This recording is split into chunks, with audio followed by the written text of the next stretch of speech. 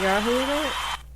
That's for you because, for one thing, you decided to listen to this podcast today. You decided to get out the bed, hopefully. You decided to do something with your life. So, congratulations. Round of applause to you. And, pues, welcome. Welcome, welcome, welcome to Get Your Shit Together with Muriel. It's your girl Muriel, aka Lex. Y'all can call me Lex because I feel like we're family. Because you about to get all in my business, so you might as well be family. You feel me? So today's episode is gonna be about getting your period together. Because as I am a woman, I have a period. I was born to have a period, to gather up uterus lining in my vagina, and then if an egg don't attach to it every month, it got to come out in the form of menstrual fluid and blood, aka your menstrual cycle that you have. And so so basically what I'm gonna do is just go over some experiences that I've had, some things I've heard people say or seen online, and just help us all out, give some advice. You can take it or leave it, but one thing's for sure and two things for certain is that everyone is not taught what to do with their period. Basically like the collection of the fluids that are leaking out of your vagina, and how to keep it cute and discreet and on mute. Because one thing my mama told me was that not everybody needs to know you're on your period. Yeah. And I've seen some disgusting things on the internet that people have said. Like, I saw this one tweet, or I think it was a TikTok. It was a tweet of TikTok. And the girl was like, remember when we used to all go in the bathroom and we didn't have a pad? So we would go in the little metal container and get one out that somebody else used. And I was like, that's unhygienic, it's unsanitary, it's nasty as hell. What the fuck? I ain't never had to do no shit like that. Now, one thing, if I didn't have a pad, I would get some toilet paper, roll it around a couple fingers until it was thick enough, and stick it in my underwear. I have done that. Child, I've done that so many times in school. It's fucking crazy. Because I started my period when I was 11. And most girls start their period between, like, the ages of 10 to 15. And that's fine. Anywhere within those age ranges is fine. It's normal. And then when you first get your period, for the first couple of years, it's not going to be regular. And there's plenty of things that you can do to affect your period. Like, you can stress that'll either prolong your period or make it come early and make it longer, make it shorter. A lot of things can affect your period. And then there's birth control, and I'm going to get into that later. So, basically, what the period is some hormones in your body, and usually your uterus lining thickens up because it wants to catch, when one of those eggs releases during ovulation, it wants to catch some sperm onto that little egg, and then the egg will stick to the uterus. And if that don't happen, then all that extra lining in your uterus or the womb, it got to come out. And that's normal. And so, for me, since I had mine at 11, I had to start, I was in elementary school. And so my mom wrote a note to my teacher. It was like, hey, Muriel started her period, so if she say she got to go to the bathroom, let that girl go. And I recommend that your parents do that, because your teacher's probably not gonna give a damn, and they should, but they probably not. Boom, bada bing, bada boom. And by that time, me and like other girls in the class, we had started noticing things. Like, I had the same teacher 4th grade and 5th grade. They gave her a promotion. Terrible ass teacher. But one day, like, She just got up, grabbed this big old clear see-through bag, and ran out the room, didn't say nothing. And everybody's like, what the hell?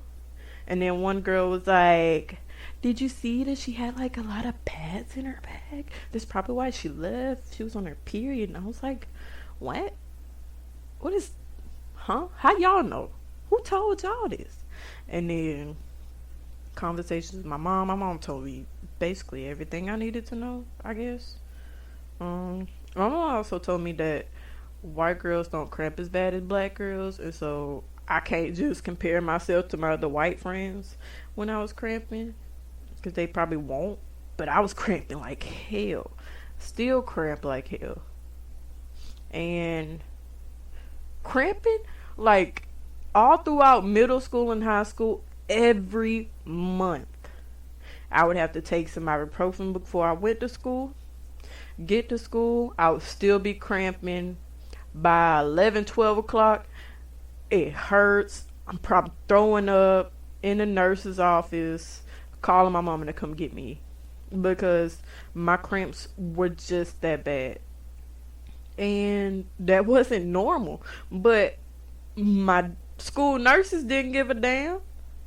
And my mom thought that since she used to have terrible cramps, that mean that I would have terrible cramps and that it was normal, which it is not. Let me tell y'all, it is not. Go talk to your gynecologist and say, hey, my cramps, they hurt. And they will help you figure out what it is, figure out some options. And yeah. So basically I've been reading some stuff about periods just so I can have some facts for y'all. And it says that when you have PMS, which is premenstrual syndrome, there's some side effects that may come up, and you got to be aware of those, how to manage those. And those side effects could start up to 2 weeks before the start of your menstrual cycle. So that could be back pain, fatigue, acne, headaches, cramps, bloating, mood swings, insomnia, swollen or tender breasts. And let me tell you, I had back pain, fatigue, acne, headaches, bloated, and mood swings all last week. I didn't know what the hell was going on with me.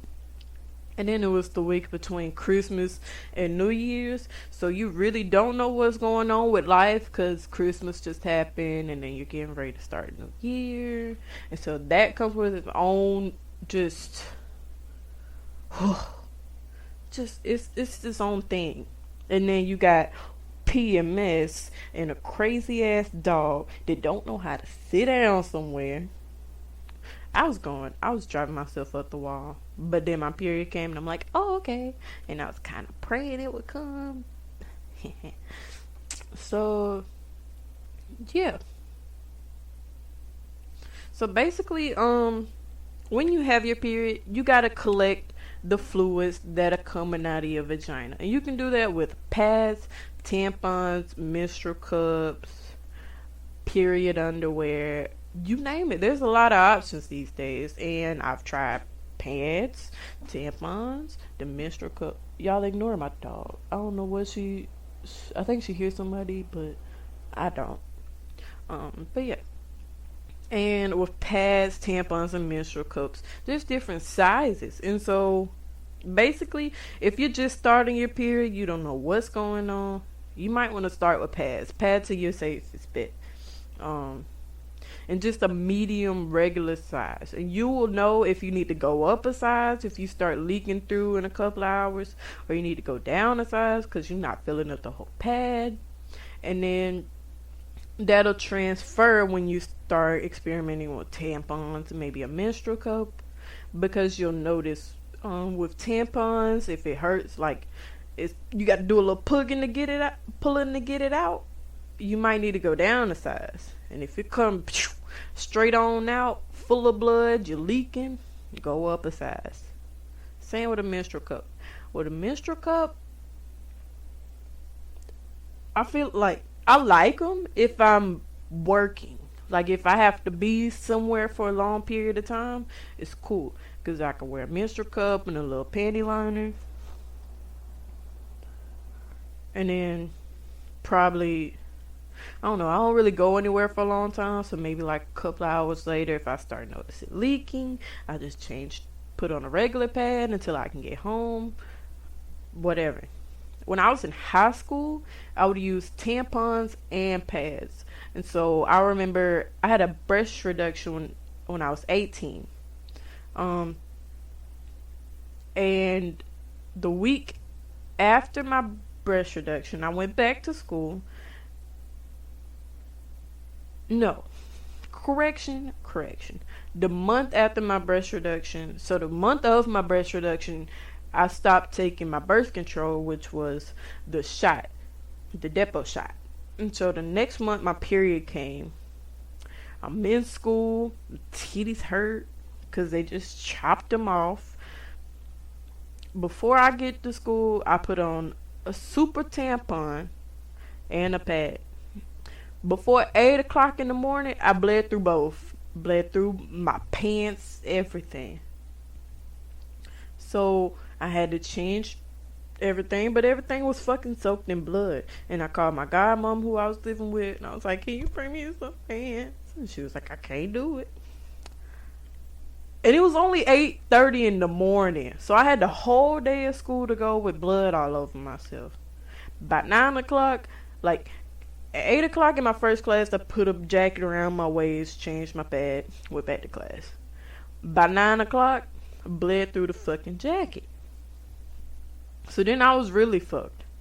So I had to call some friends that weren't at school, and I was like, can you bring me some pants? And so my friend brought me some pants, but they were too big, but I appreciated the pants. I still bled through those too, but hey, what can you do? And so just experiences like that, like I've had plenty of experiences where I bled through my clothes and like through my clothes at school. One time I had bled, like I went to the bathroom. I asked my teacher, I was like, can I go to the bathroom? She was like, you got 5 minutes. And I think still 11. So my period had just started a couple months before. And so I was still figuring things out. And of course it took some time. And so I get back to class. My teacher's like, you took too long. Now you gotta wait for everybody else to get their stuff before you can get yours. And so I had to get my stuff out of my locker when there were people standing in front of my locker, which was kind of hard. And I had blood on the back of my pants. It was a whole thing, but I didn't appreciate that. And she was a woman, so I was like, why wouldn't you understand? But she was old as hell, so that's probably why.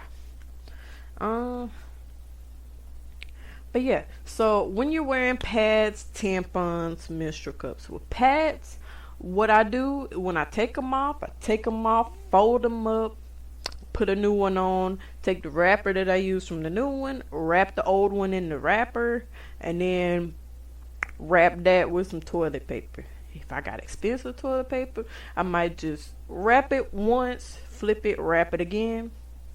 If it's the school toilet paper, I'm gonna wrap that thing real good, cause that's cheap ass toilet paper. Just so that like when I put it in a trash can, you probably think it's a wad of toilet paper, not just, oh, it's a pad in there. Yeah, with tampons, you're not really supposed to flush them, but I do it anyways. But yeah, when you pull that thing, what I do is I take some toilet tissue and put it on my fingers, like wrap my fingers in it, pull the string out so I'm not actually touching the string. Or when you pee, once you wipe the pee, you just pull that string on out with the same toilet tissue. Boom, kill 2 birds, 1 stone. So yeah, and then just drop it in the toilet, put another one in, put the applicator back in the little wrapper it came in, wrap that thing up, put it in the trash can. Boom, there you go. And then with the cup, The cup is a little more difficult when you're out and about, but I usually like to put it in while I'm in the shower so that way I can make sure my hands are super clean. I can clean the cup real good and twist it and get it all up in there how it need to be. And that's just what I do to keep it sanitary. And what you should not be doing is going in the bathroom and going in the little metal trash can for the female products and getting out another one. That's fucking disgusting. Please don't do that. I saw that shit on Twitter and I was like, who the fuck raised y'all? But I don't know who raised y'all, but I'm just letting y'all know. That's not sanitary. That's not cute. Please don't do that. Yeah. So one thing with your period, you get premenstrual syndrome. And that's just something that comes up maybe up to 2 weeks before the start of your menstrual cycle. And it can include back pain, fatigue, acne, headaches, cramps, bloating, mood swings, insomnia. Your breasts might be a little bigger, might hurt. Um, and that happens every month. And there are some things you can do to manage like the pain of your cycle. Like cramping is normal.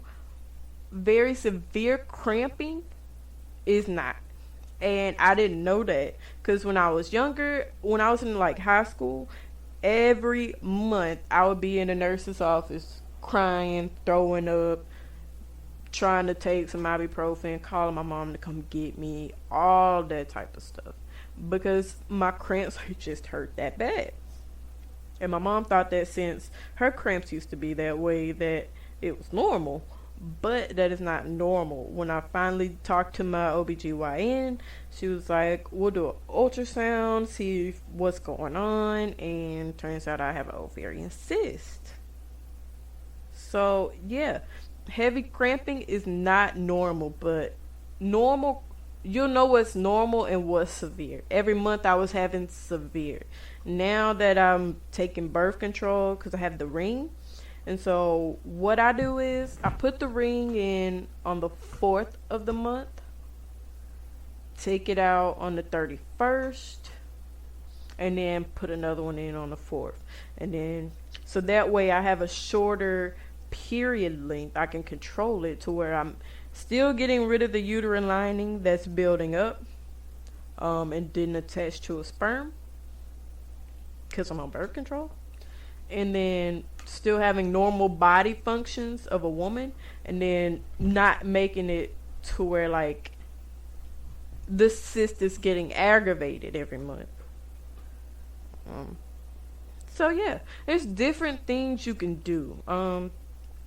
There's some teas you can try. There's raspberry leaf tea that helps. With me it helps within like 20 minutes, but it just calms the severe part of the cramping down. You're still gonna feel some pain, but it'll calm the severe part down until like your ibuprofen or your Midol kicks in. I don't take Midol because when I took it, it gave me chest pains, and so now I have like chest pains. Yeah, but it gives you time for the medicine to kick in if you decide to take medicine. And so, yeah, I just wanted to talk to you guys about periods because it's just a lot of misinformation, and you gotta prepare for it. Because if you got a vagina and it leaks blood, it's gonna keep leaking blood, and so you got to prepare for that every month or every month and a half or however normal your period is. You got to prepare for that.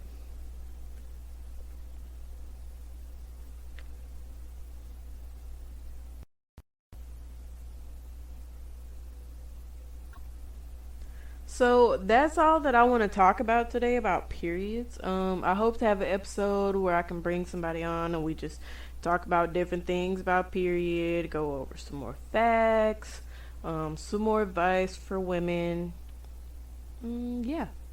And then I do want to do an episode about birth control, like a separate episode, because birth control, like hormonal birth control, is its own thing, and it will fuck with your period. It will fuck with your cycle. It will have you all over the place.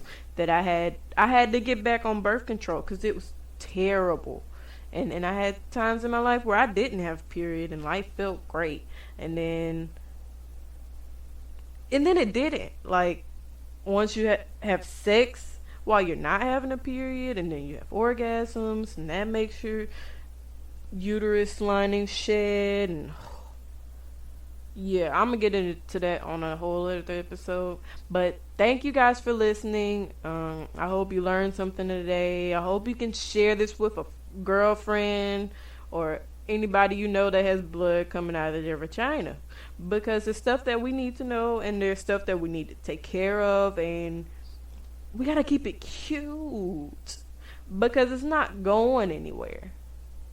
It's normal. It's normal to have blood flowing out of your vagina if you have a vagina, unless you're old, because then it eventually stops flowing out of your vagina. That's a whole nother thing.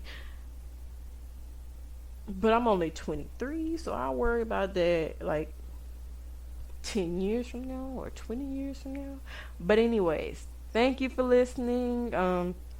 Hope you come back for the part 2 for the birth control episode.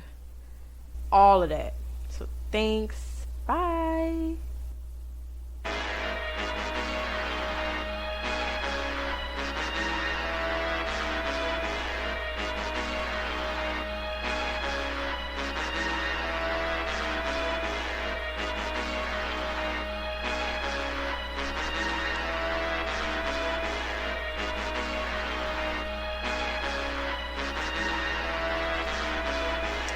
Alright, hey y'all, this is your girl Alexis.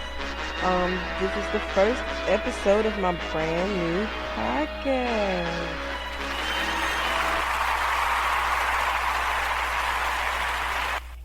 Yeah, so this is my first podcast. Um, it's kind of weird, but we'll get there. We'll get better. So again, my name is Alexis. And welcome to my podcast. Thank you for coming. Thank you for listening. I hope you enjoy yourself. I hope you learned something about me that you didn't know, I guess. Um, and then I guess I'll just